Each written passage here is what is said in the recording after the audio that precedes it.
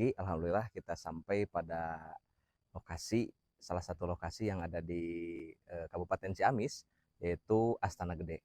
Nah, hari ini kita akan coba explore apa saja yang ada di dalam, dan kita akan menanyakan bagaimana sejarah, kemudian atau mungkin ada silsilah dan lain sebagainya. Mari kita ikuti.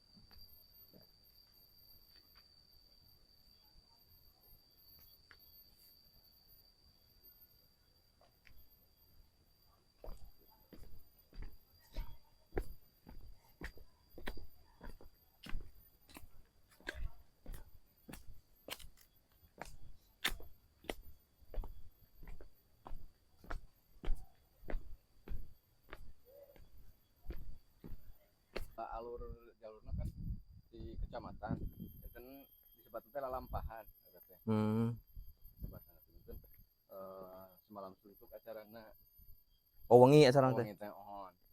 Nah, pertama nanti kecamatan Mohon. itu mapa kadang mapai cai kadang aku mage kondisina kadang jalan raya biasa tadi teh di payung teh mulai pas gerbang teh pas disambut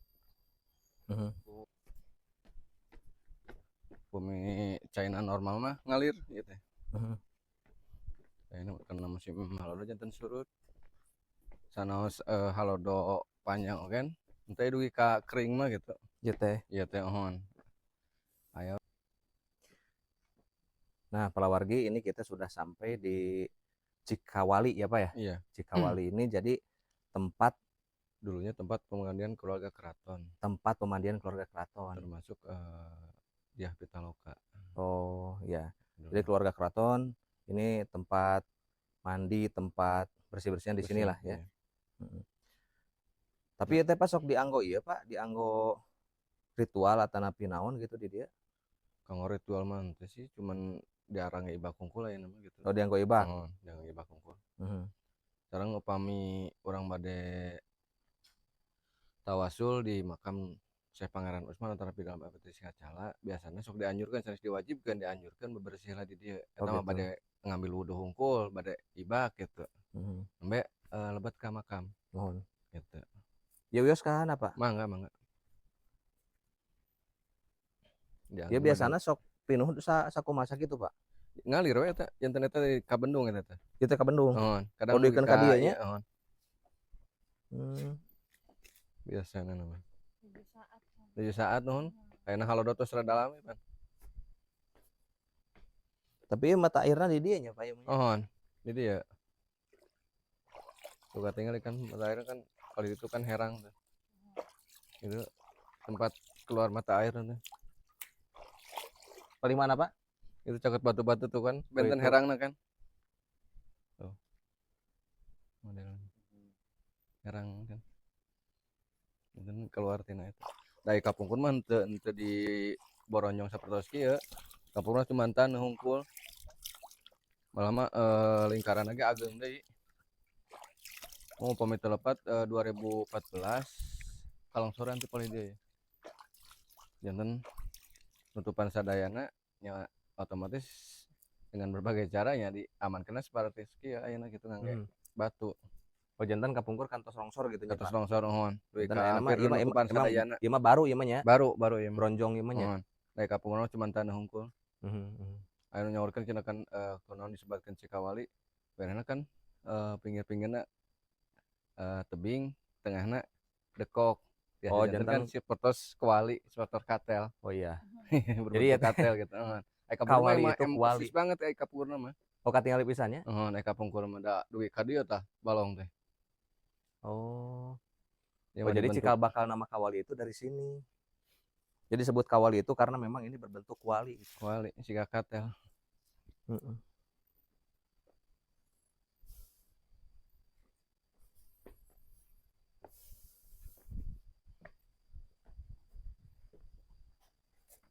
Di tempat ibak Pak nya di dieu. Oh, dietakeun di dinya. Da kawitna mah teu aya sadaya kikieuan ieu mah baru-baru we mah. Soalna kan hawa tos nu bade ibak seueur pengunjung nya di Bunian lah gitu. Nuhun. Dari kampungna tara-tara ieu.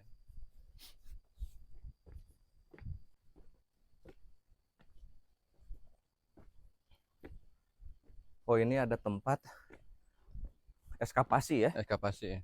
eskapasi.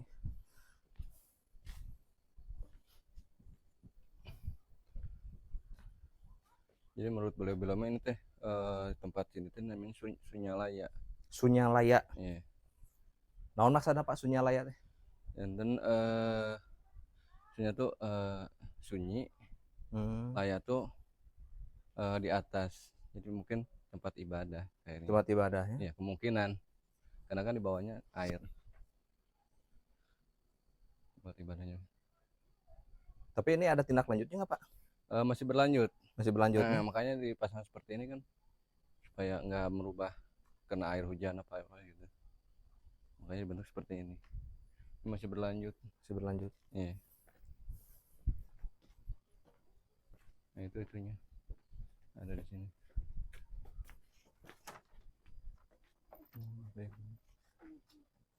Oh itu. Iya. Ada Profesor Dr. Lina Herlina. Mm-mm. Ini ada eskapasi.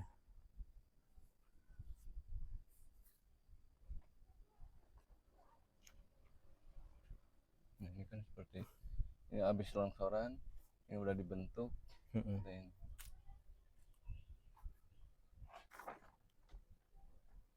Dan ini dulunya gurun.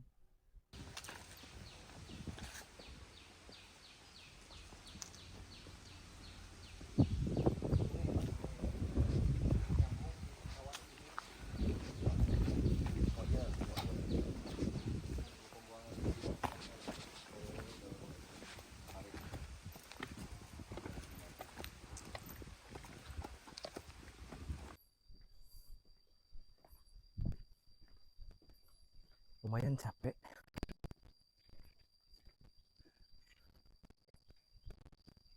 Capek nama nanjak ini. Kita nah panggungnya buat sabaraha hiji gitu. Emang setiap panggung aya Pentasnya benten-benten. oh pentasnya beda. Oh, ada teh.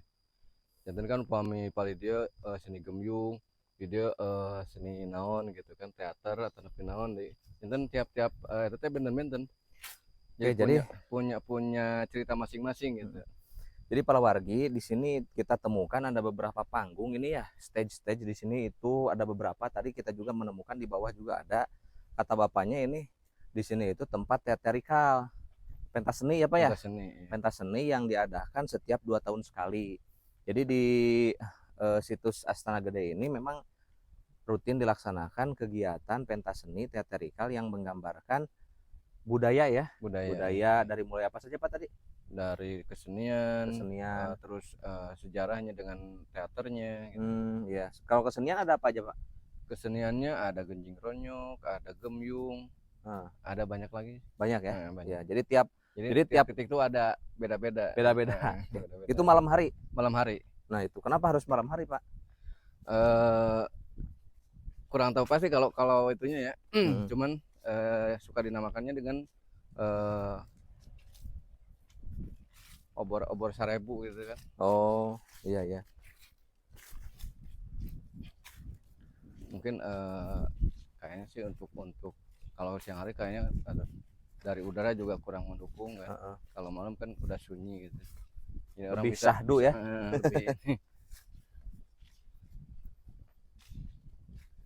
Itu namanya kan nyiar lumar itu. Nyiar lumar namanya. Iya. Mungkin kenapa di malam hari karena nyiar tuh mencari air lumar tuh itu supa berbentuk jamur yang terang di malam hari. Makanya, iya. Disebutnya nyiar lumar. Nyiar lumar. Nyiar lumar. Kita sampai ke alun-alun Surawisesa. Jadi ini diperkirakan Pak ya? Ya baru diperkirakan. Baru diperkirakan ini adalah tempat alun-alunnya di sini. Alun-alunnya karena melihat datarannya datar gitu kan. Kalau Menurut sejarah sih biasanya kan kalau alun-alun berhadapan sama keraton. Iya. Ya, biasanya di depan keraton kan. Nah, suka dinamakan alun-alun. Nah, ini kenapa baru di perkiraan? Karena di sini nyampe sekarang untuk keraton Surawi Sesa belum diketemukan. Belum diketemukan ya. Iya. Itu yang saya ketahui sih ada dua versi. Yang satu mungkin film di sana, karena di sebelah barat kan ada namanya Gunung Sawal. Gunung Sawal mungkin dulunya masih aktif, meletus Jadi bisa ke Kubo. tertutup. Iya. Nah, kemungkinan kedua ada yang mengatakan katanya kalau keraton Kasundaan terbuat dari kayu. Mungkin Iya. kayu termakan usia lapuk Ya, lapuk. gitu. Ya, karena memang sifatnya itu nomaden ya, Iya, jadi berpindah-pindah. berpindah-pindah itu. Oke. Nah, inilah alun-alun Surawi Sesa. Kelelawar. Mana kelelawar? Hitam-hitam. Bisa di zoom. Oh iya tuh. Tuh di atas itu ada kelelawar tuh. Tujang tuh. Nah, di sini tuh. Oh, gelantungan itu hitam-hitam. Tuh. Oh. Itu tuh lihat tuh. Itu di depan tuh banyak. Yang banyak tuh. Satu pohon itu penuh semua. Kelelawar kayak di Panjalu ya. Kita sampai ke makam dalam Adipati Singgacala ya. Penyebar agama Islam di wilayah eks Kerajaan Galuh. Beliau utusan Kesultanan Cirebon. Jadi ini makam dalam Adipati Singgacala. Jadi beliau ini utusan dari Kesultanan Cirebon yang mengislamkan kota Kawali. Bisa dibilang orang pertama yang mengislamkan Kawali. Jadi dulu kan setelahnya kerajaan dibawa ke Bogor, nah datanglah utusan dari Kesultanan Cirebon, yaitu beliau sama Pangeran Usman. Oh, Pangeran Usman yang di depan tadi ya? Ya, karena kan sebelumnya kan masih menganut agama Hindu. Ini waktu kerajaan kan masih Hindu. Nah, datanglah beliau, makanya Kawali dialihkan menjadi menganut agama Islam. Ya. Pak boleh lihat Pak ke dalam? Ya, silakan.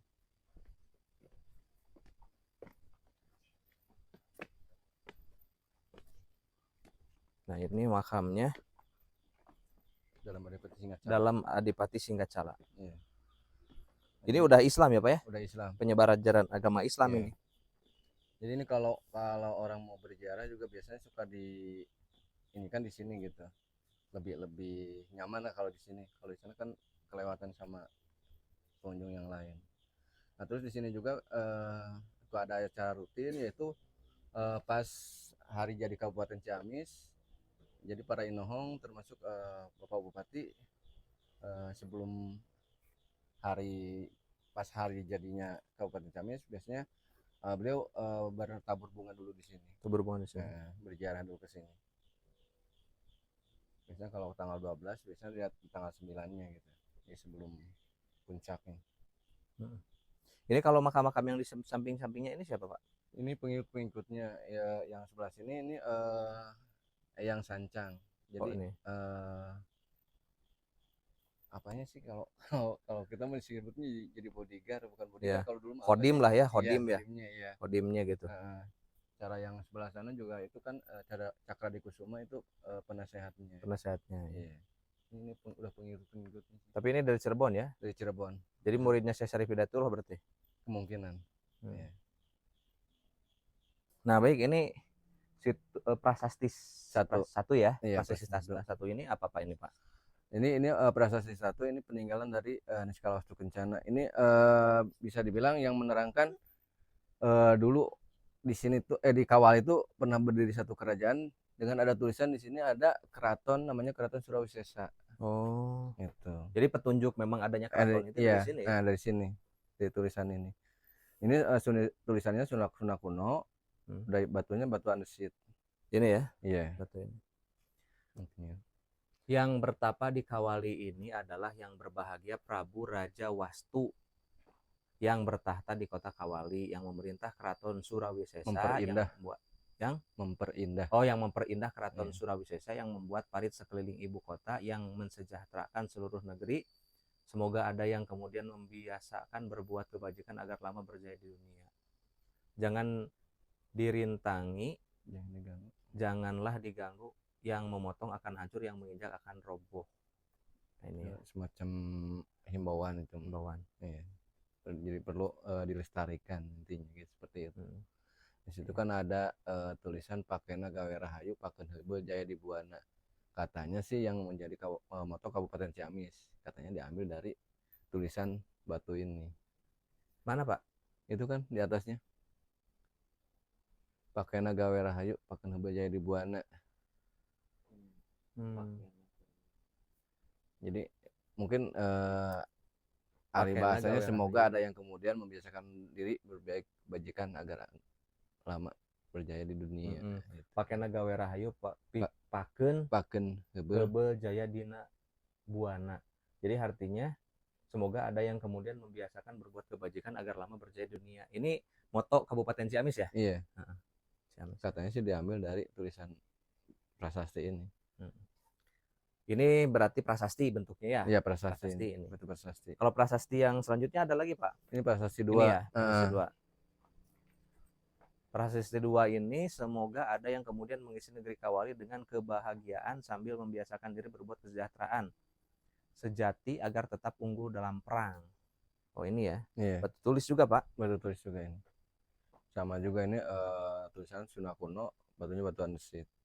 Jadi rajanya itu siapa Pak namanya Pak? Ini peninggalan dari Niskala Wastu Kencana. Niskala Wastu Kencana itu ya, raja ke 4 apa ke 5 gitu ya. Dari kerajaan Sunda Galuh. Iya. Jadi Sunda Galuh itu setelah kerajaan Galuh yang ada di Karangkemudian itu ya. Iya. Jadi Karangkemudian itu paling tua. Paling tua, kemudian ke sini ke Kawali. Namanya Sunda Galuh. Sunda Galuh beralih ke Bogor menjadi Pajajaran. Nah. Jadi dari sini pindah ke Bogor itu ya. Iya. Menjadi Pajajaran.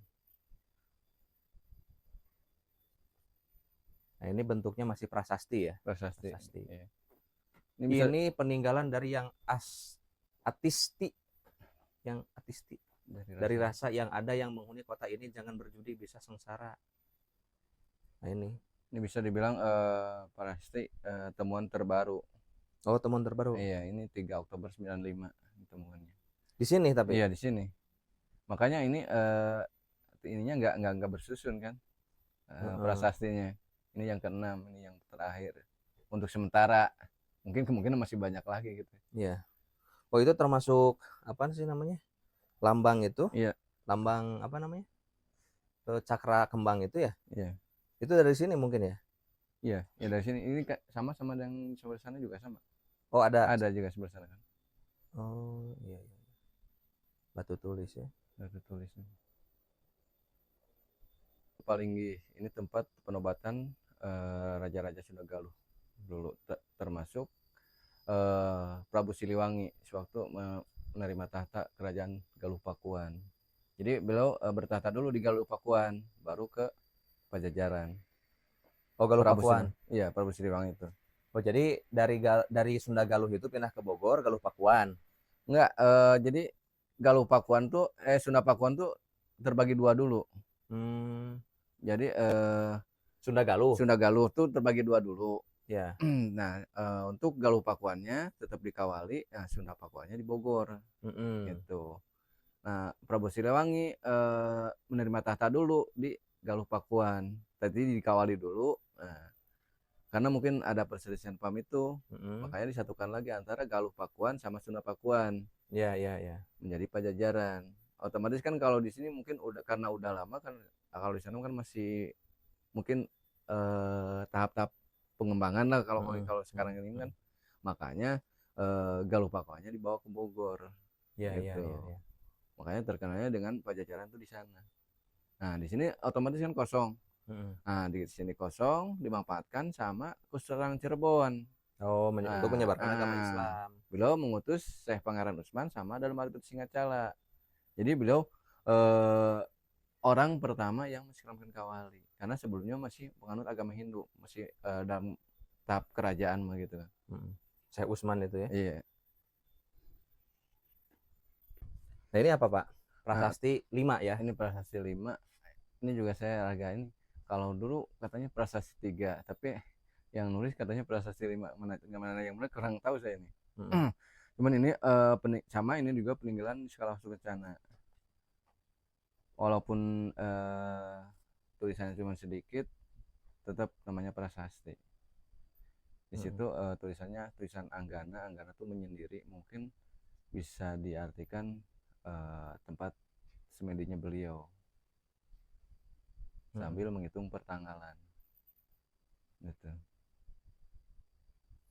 Jadi terdapat 45 kotak beserta puluhan titik-titik lubang berfungsi sebagai media palintangan atau kalender penata mangsa, telapak kaki dan tangan milik Mahaprabu Niskala Wastu Kencana. Oh, Niskala Wastu Kencana ya. Yeah.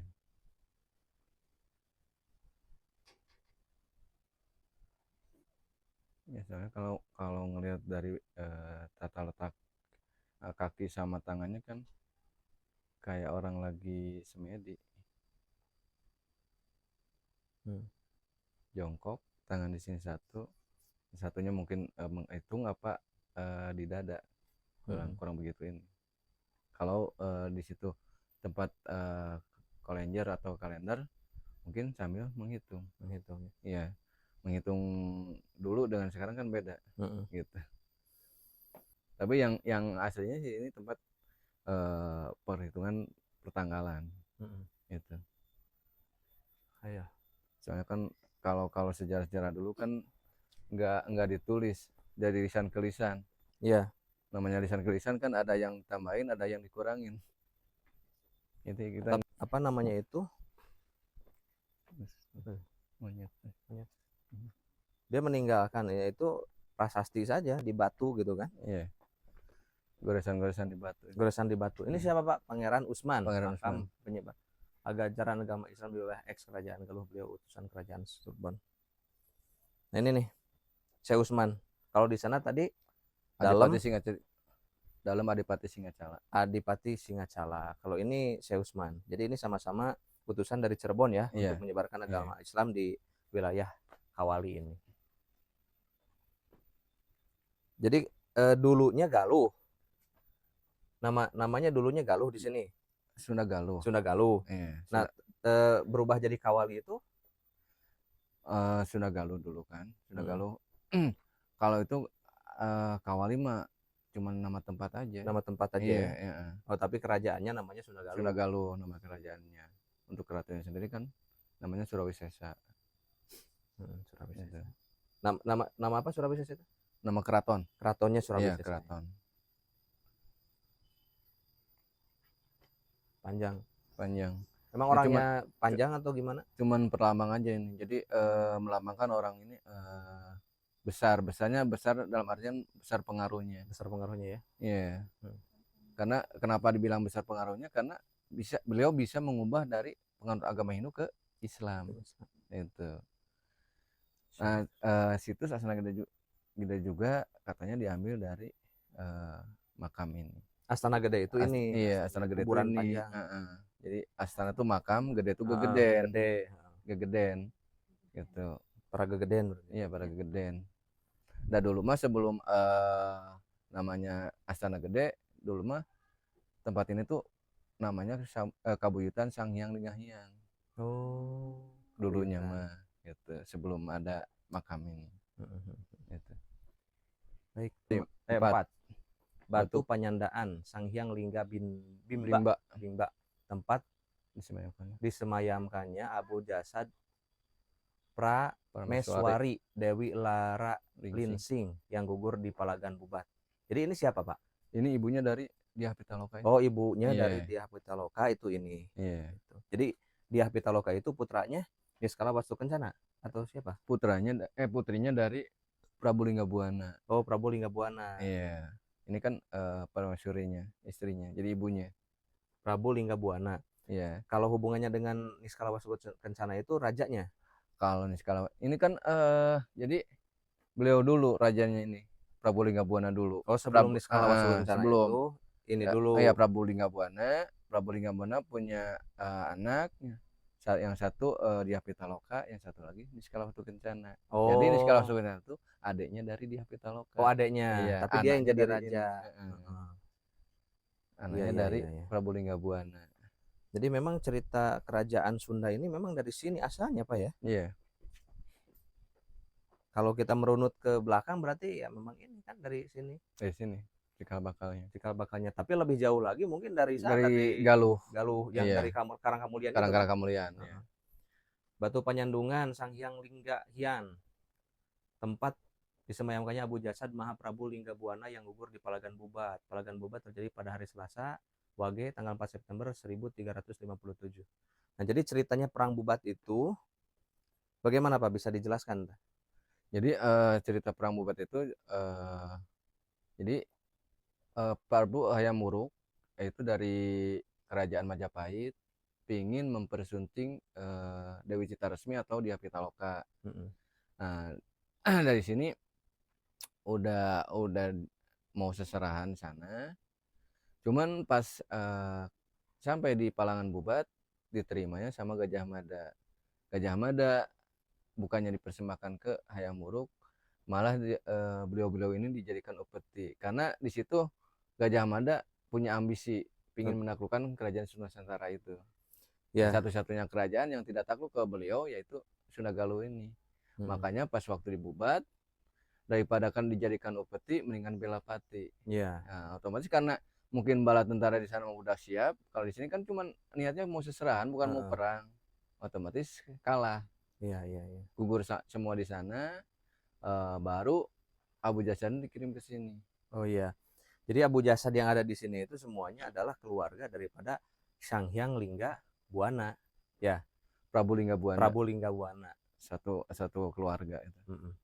Prabu Lingga Buana ya. Jadi satu-satunya raja yang disemayamkan, Raja Sunda Galuh yang disemayamkan di situ Sasana Gede ya beliau. Yang lainnya nggak tahu di mana gitu. Kayak Niskala Wasungkencana kan makamnya nggak tahu di mana. Oh iya, tapi jadi, memang ini anaknya Niskala Wasungkencana itu.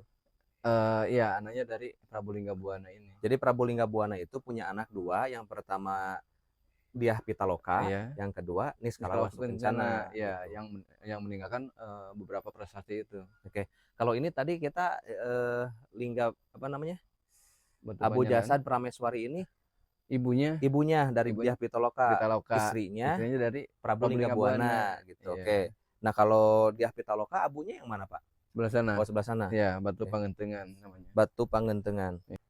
Nah, baik Palawargi, inilah ya tempat disemayamkannya Abu Jasad Putri Dyah Pitaloka atau Dewi Citra Resmi yang gugur bela pati di Palagan Bubat. Dan inilah Dyah Pitaloka ini yang tadinya akan dinikahkan dinikahi sama Hayam Wuruk, Raja Majapahit waktu itu ya.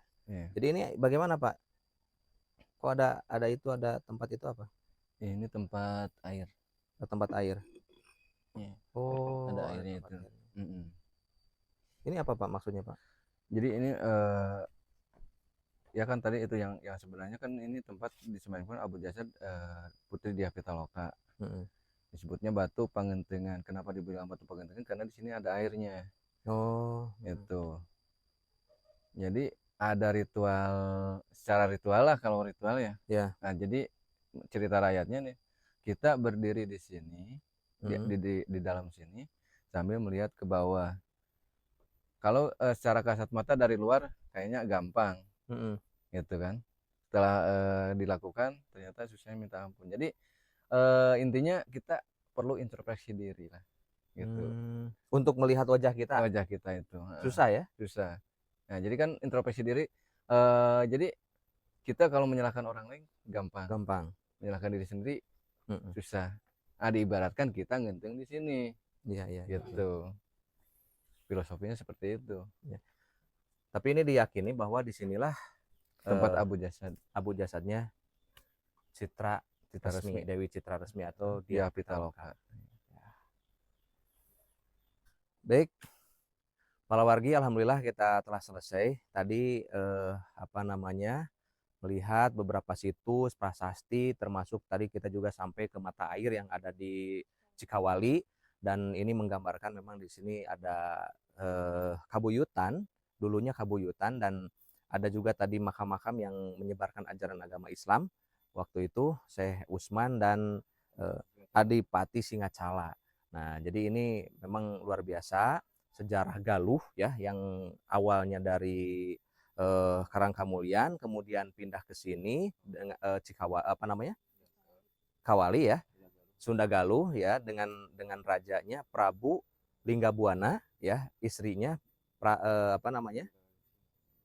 Dewi Ralalingsing. Nah itu punya putra yang namanya Dyah Pitaloka dan itu Niskalawastu Kencana, yang kemudian Niskalawastu Kencana ini menjadi raja berikutnya.